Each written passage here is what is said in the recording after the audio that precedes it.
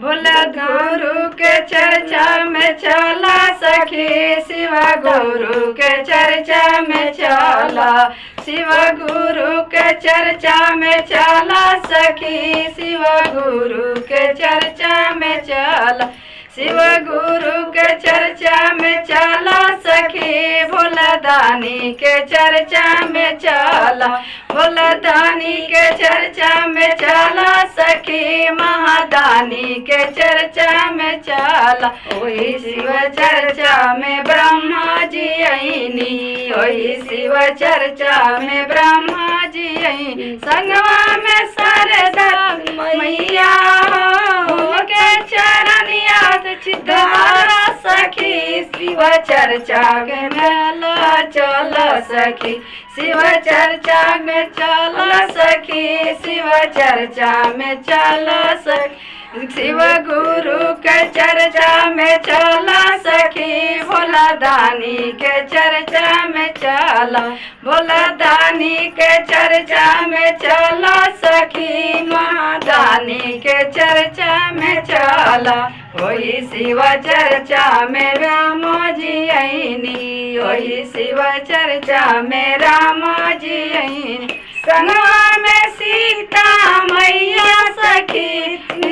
चरनिया धारण करा सखी, शिव चर्चा में चला सखी, शिव गुरु के चर्चा में चला सखी, शिव दानी के चर्चा में चला। वही शिव चर्चा में विष्णु जी आईनी, वही शिव चर्चा में विष्णु जी आईनी, संगवा में लक्ष्मी मैया सखी, संगवा में लक्ष्मी मैया सखी, उनका चरण चित धारा सखी, शिव चर्चा में चला सखी, शिव गुरु के चर्चा में चला सखी, शिव दानी के चर्चा में चला, शिव दानी के चर्चा में चला सखी, अगर दानी के चर्चा में चला, शिव दानी के चर्चा में चला सखी, महादानी के चर्चा में चला।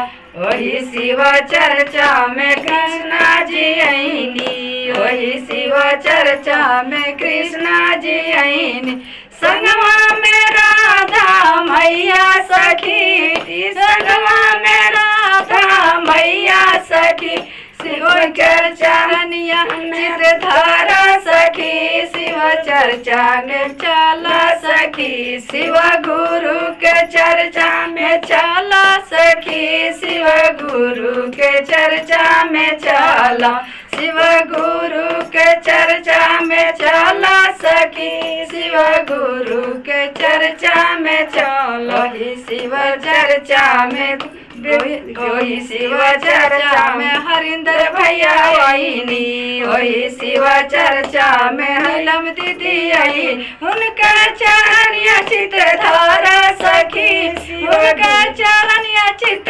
धारा सखी, शिव गुरु के चर्चा में चला, शिव गुरु के चर्चा में चला सखी, शिव गुरु के चर्चा में चला, महादानी के चर्चा में चला सखी, अगरदानी के चर्चा में चला। वही शिव चर्चा में गुरु भैया आईनी, वही शिव चर्चा में गुरु भैया आईनी, अरे उनका चरण चित धारा सखी, शिव चर्चा में शिव गुरु के चर्चा में चला, शिव गुरु के चर्चा में चला सखी, शिव दानी के चर्चा में चला, शिव दानी के चर्चा में चला सखी, महादानी के चर्चा में चला। दया करिए गुरु।